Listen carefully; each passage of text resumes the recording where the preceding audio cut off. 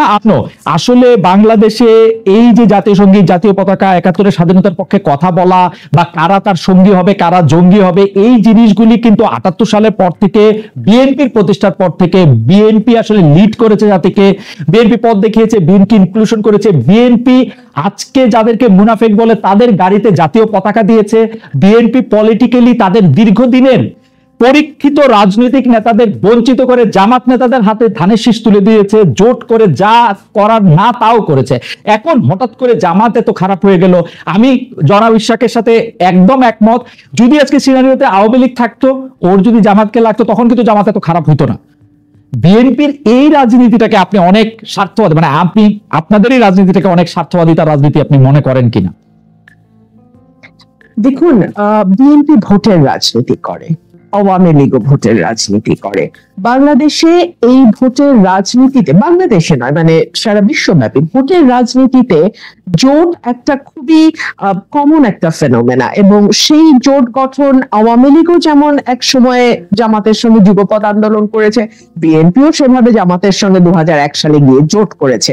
কিন্তু গত ১৫ বছর আমরা যেভাবে মুক্তিযুদ্ধের ইতিহাস বিকৃতি, সকল কৃতিত্ব একজনের হাতে দিয়ে দেওয়া, মুক্তিযোদ্ধার তালিকার মধ্যে হাজারে হাজারে ভুয়া মুক্তিযোদ্ধা ঢোকানো, কিংবা ধরুন একেবারে legal frame digital security act করে দিয়ে ভরা হয়েছে। বিএনপি কিন্তু ৩ বার রাষ্ট্র পরিচালনার দায়িত্বে ছিল অতীতে, কিন্তু কখনো কিন্তু আমরা তেমনটি ঘটতে দেখি নাই। হ্যাঁ, আমি অস্বীকার করবার কোনো উপায় নাই, বিএনপি জামাতের সঙ্গে জোটের রাজনীতি করেছে, বিএনপি নিজামী গাড়িতে পতাকা তুলে দিয়েছে, মন্ত্রিত্ব দিয়েছে, এটাও, এগুলো অস্বীকার করবার কিছুটা, এগুলো ইতিহাস, এগুলো আমরা সকলেই জানি। তবে বাংলাদেশে রাজাকারের গাড়িতে প্রথম পতাকা আওয়ামী লীগ কিন্তু যখন তারা ক্ষমতায় এসেছিল ৯৬ সালে, তখন কিন্তু তারা তুলে দিয়েছিল নুরু রাজাকারের গাড়িতে, আমি যদি নামটা যদি ভুল না করে থাকি, তো তারা তুলে দিয়েছিল। সো একটা বিষয় বলেন না, আমি কিছু বলতে চাইছি না, আমি শুধু মনে করাই দিতে চাচ্ছি যে মানে আমি এটা আওয়ামী লীগের আমলে বিএনপি নেতৃবৃন্দকে খুব বলতাম, সরি আওয়ামী লীগের নেতৃবৃন্দকে খুব বলতাম, কিছু হলে বিএনপি জামাতের দোষ দিত, তো তা আমি ওদেরকে মনে করাই দিতাম যে ভাই আপনি তো দল করেন আওয়ামী লীগ, বিএনপি জামাত কি করলো সেটার অনুসরণ কেন করেন? না না, আমি জাস্ট এটুকু বলতে চাইছি যে দুটো দলই কিন্তু ভোটের রাজনীতিতে জোট করেছে, বিভিন্ন সময় বিভিন্ন দলের সঙ্গে জোট করেছে। আমি আজকে একটা খবরের দিকে আপনার একটু দৃষ্টি আকর্ষণ করি।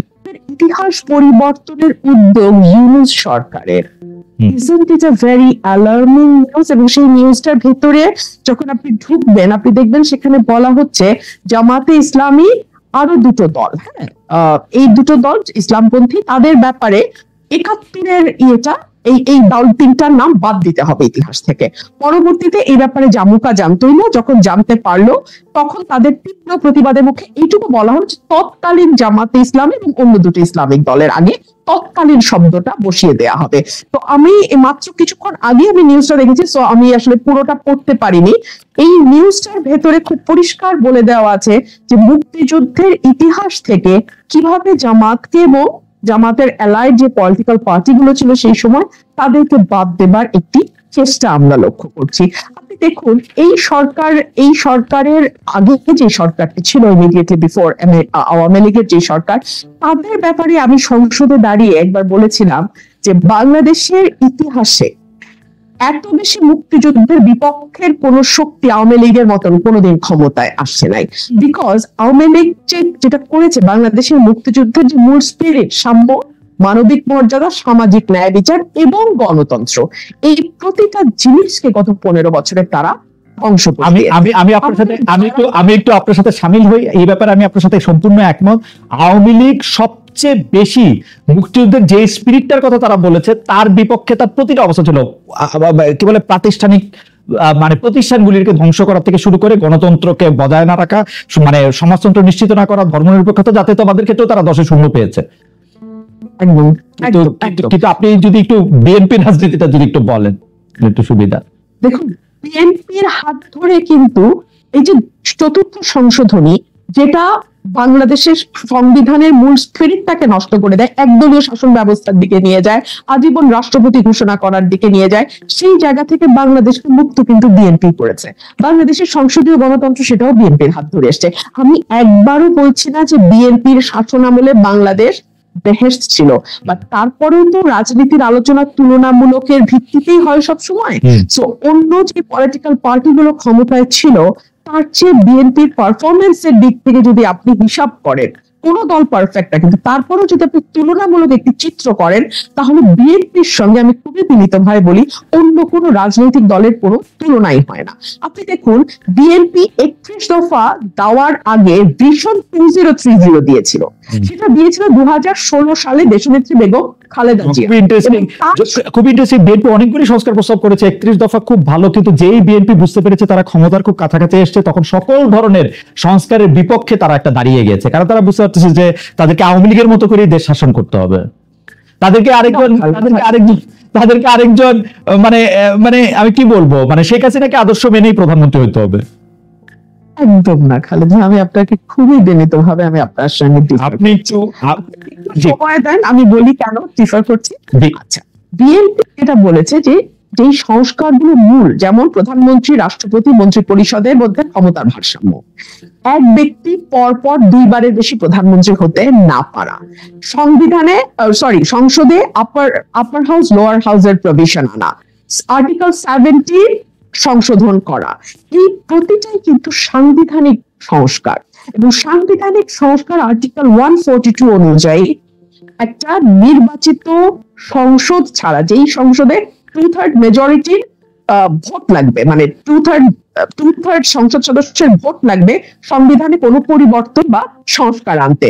সো বিএনপি বলেছে যে যদি আগামীতে বিএনপি বা যেই দলের রাষ্ট্র ক্ষমতায় যায়, সংবিধান সংস্কার করার জন্য 2/3 মেজরিটি দরকার, তো সেই 2/3 মেজরিটি যদি তারা পায় তাহলে ডেফিনেটলি তারা এই সংস্কারগুলো করবে। বাট যে জায়গাটাতে আমি বলছিলাম যে 2016 সালে কিন্তু বিএনপি একটু যদি শেষ করেন, বেঁচে পারে না, যদি একটু শেষ করেন, তবে বিএনপির এই বক্তব্য আমার কাছে বিশ্বাস করার কোনো কারণ নাই। কারণ হচ্ছে যে বিএনপি বলছিল যে বিচার বিভাগকে আলাদা করবে, সেটা ব্যারিস্টার শহীদ ইশতিয়াক আহমেদের সময়, আপনি 2001 সালে আপনি মনে থাকবেন, তিনি আলাদা করতে চেয়েছিলেন, বিএনপি বলেছিল যে ক্ষমতা এসে করবে, 5 বছর কিন্তু করে নাই।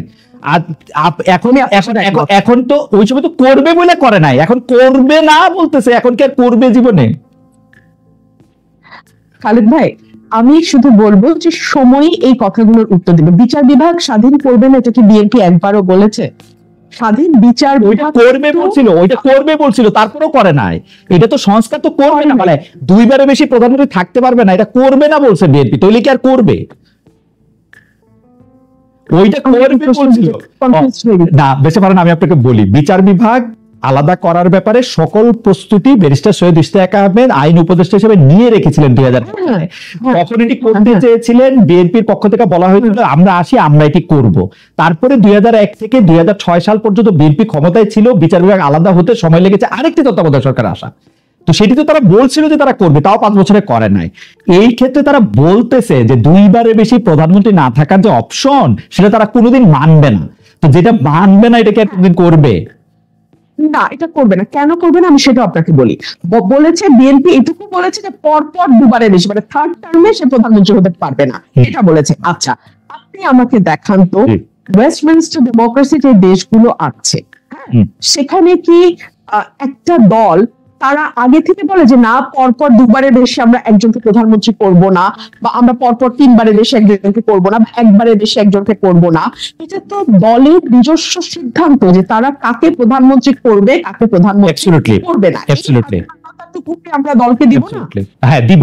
এই জামায়াতের বা বিএনপির এই রাজনীতি বা এনসিপির রাজনীতির ক্ষেত্রে যেগুলি প্রশ্ন, মুক্তিযুদ্ধ, তারপরে হচ্ছে ইসলাম বিরোধিতা বা ধর্ম বিরোধিতা বা সংখ্যালঘুতা ইত্যাদি যে প্রশ্নগুলি আছে, সেই প্রশ্নগুলিকে কিভাবে আপনি ডিল হতে যাচ্ছেন এবং সেটা আসলে কোন দিকে যাচ্ছে।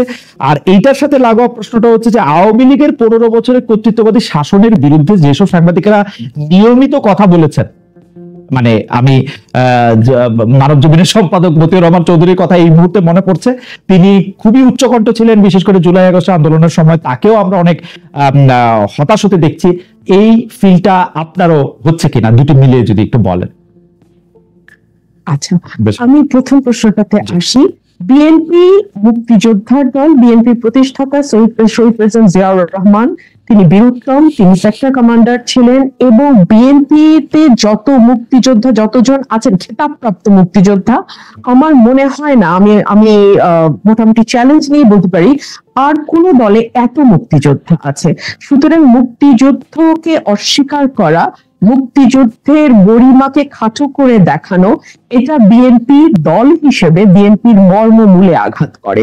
এর আগের প্রশ্নে আমি আপনাকে যে উত্তরটা দিয়েছিলাম জামাত এবং বিএনপির জোটের ব্যাপারে, আমি আপনাকে পরিষ্কার করে বলেছি ভোটের রাজনীতিতে জোট একটা বাস্তবতা, কিন্তু দ্যাট ডাজন্ট মিন যে দুটো দল যারা জোটবদ্ধ হচ্ছে তারা আদর্শিকভাবে একই আদর্শ ধারণ করে। কারণ যদি একই আদর্শ ধারণ করতো তাহলে তো একটি দলই হতো, তাহলে তার দুটি দল হতো না। দুই হচ্ছে এই অভ্যুত্থানের পরে যে বিষয়টি আমাকে সবচেয়ে বেশি আহত করেছে সেটি হচ্ছে পলিটিক্সটা আসলে দুই ধরনের, একটা হচ্ছে আইডেন্টিটি পলিটিক্স, একটা হচ্ছে ওয়েলফেয়ার পলিটিক্স। আইডেন্টিটি পলিটিক্স যেটা ধর্মের ভিত্তিতে হতে পারে, জাতির ভিত্তিতে হতে পারে, যেমন গত 15 বছর আমরা জাতির ভিত্তিতে দেখেছি বাঙালি জাতি, মানে 1000 বছরের বাঙালি জাতি, এই আইডেন্টিটিটাকে আমরা মানে বেস করে পলিটিক্সটাকে রান করতে দেখেছি। ফর এক্সাম্পল ভারতে আমরা মোদির রাজনীতি দেখি, হিন্দুত্ববাদ, হিন্দুকে আইডেন্টিটি ধরে তারপরে তার রাজনীতিটা সেখানে ঘুরপাক খায়। আর পাশাপাশি যেটা ওয়েলফেয়ার পলিটিক্স, সেটা আপনাকে শিক্ষায় আপনি কি করবেন, স্বাস্থ্যে আপনি কি করবেন, সামাজিক সুরক্ষায় আপনি কি করবেন, বৈষম্য নিরসনে আপনি কি করবেন, বেকারের জন্য আপনি কি করবেন, অর্থাৎ কল্যাণমূলক যে রাজনীতি, সেটার একটা আলোচনা, সেটার একটা ডিবেট, সেটার একটা মানে দ্বার উন্মোচন হবে, এই আশাটা আমি করেছিলাম, হয়তো বা খুব বেশি আশা করেছিলাম। কারণ আমি দেখলাম ঘুরে ফিরে আমরা কিন্তু খুবই এমন সব তাত্ত্বিক আলোচনায় নিজেদেরকে আটকে রাখছি যে আলোচনাটা নিয়ে না, বিশেষ করে আমি তো খুব রেগুলার গ্রামে থাকি, গ্রামে আসি, আমাদের সাধারণ মানুষের ন্যূনতম কোনো চিন্তা নাই। আমি ঢাকায় যখন থাকি আমি ইচ্ছাকৃত ভাবে, যদিও আমার প্রয়োজন নাই, আমি ইচ্ছাকৃত ভাবে রিক্সায় উঠি, পাবলিক ট্রান্সপোর্টে উঠি, সিএনজিতে চড়ি, সো দ্যাট আমি ওই মানুষটির সঙ্গে কথা বলতে পারি, জানতে পারি উনি আসলে কি নিয়ে চিন্তিত। বিকজ ওনারাই তো দেশের মেজরিটি, তাই না? ওনারাই তো মেজর শেয়ার হোল্ডার। ওনারা কিন্তু ওই কল্যাণমূলক রাজনীতি যে বিষয়গুলো নিয়ে আলাপ করে, যে বিষয়গুলোর চর্চা করলাম। আমাদের সময় শেষ হয়ে আসছে, একটু যদি করো যে একটু যদি শেষ করেন সময় শেষে। আমি আশাবাদী হতাম যদি আমি দেখতাম যে বিএনপি, জামাত, এনসিপির রাজনীতি হচ্ছে এরকম, বিএনপি তার প্রস্তাবনা দিচ্ছে যে আমরা আসলে এই কাজগুলো করব, স্বাস্থ্যে এগুলো করব, শিক্ষায় এগুলো করব, বেকারত্ব নিরসনে, জামাত দিচ্ছে তার প্রস্তাব, এনসিপি দিচ্ছে তার প্রস্তাব, সেখান থেকে মানুষ বেছে নেওয়ার সুযোগ পাচ্ছে। কিন্তু না, রাজনীতি ঘুরপাক খাচ্ছে জাতীয় সঙ্গীত কি থাকবে না থাকবে না, এটা কি গোলাম আজমের বাংলা কিনা, গোলাম আজমের বাংলা হলে সেখানে আওয়ামী লীগের ঠাঁই হবে কি হবে না, আমাদের মানে এই বিষয়গুলো না আপনাকে কেবলমাত্র গুটি কয়েক মানুষের আমি কি বলবো যে মানে রাজনীতির খোরাক হতে পারে, কিন্তু সেটা মাস পিপলকে কখনোই এই রাজনীতি স্পর্শ করবে না। আমি একটু বাংলাদেশে কি আসলে মাস পিপলের রাজনীতিটা হয়েছে কোনোদিন? বাংলাদেশ তো আসলে রেটরিক নিয়ে রাজনীতি হয়, মানে মুক্তিযুদ্ধের স্লোগান কোনটা আসলে জামাতে ইসলামী, কোনটা আসলে বিএনপি। জি বলেন, রাজনীতি হয়েছে হয় নাই বলেই না আমি স্বপ্ন দেখছিলাম যে এটা যদি হতো, কিন্তু হয় নাই, হওয়ার শুরুটাও হয় নাই। এতে কি হয় জানেন, আইডেন্টিটি পলিটিক্স প্রতিটা রাজনৈতিক দলকে একটা খুব বড় সুবিধা দেয়, সেটা হলো কিছু রেটরিক দিয়ে খুব দ্রুত মানুষগুলোকে আপনি নিজের দলে আন্ডারে নিয়ে আসতে পারেন। ফর এক্সাম্পল এই যে নারীর অধিকার কমিশন, আমি আবার আমাদের প্রাথমিক আলোচনায় ফিরে যাই। এই অধিকার কমিশন আমাদের ধর্মীয় অনুভূতিকে আঘাত দিয়েছে। আমরা একবারও চিন্তা করলাম না যে বাংলাদেশের ধর্ম কেবলমাত্র নারীর পোশাক এবং পুরুষের 4 বিয়ের মধ্যেই ঘুরপাক খায়, কিন্তু ধর্মে যে আরো অনেক ব্যাপার বলা আছে, জাকাত দেওয়ার কথা বলা আছে, ঘুষ না নেওয়ার কথা বলা আছে, আরেকজনের ক্যারেক্টার অ্যাসাসিনেট করার ব্যাপার, জমি দখল করা, এতিমের সম্পদ দখল করা, রাইট? অ্যাবসলিউটলি। এটিমের সম্পদ দরকার ব্যাপারে এত হার্শ আয়াত বোধহয় আর কোনো ব্যাপারে নেই, এটিমের সম্পদের ব্যাপারে বলা আছে। কিন্তু এগুলো নিয়ে কিন্তু আপনি কোনোদিন আলোচনা শুনবেন না। নারীর পোশাক, পুরুষের বিবাহ, এর বাইরে যেন ইসলামে আর কিছু নাই। এতে আপনার আপাতত কিছু সুবিধা হয় বটে, কিন্তু আপনার কারণে ধর্ম যেমন লাঞ্ছিত হয়, দেশটাও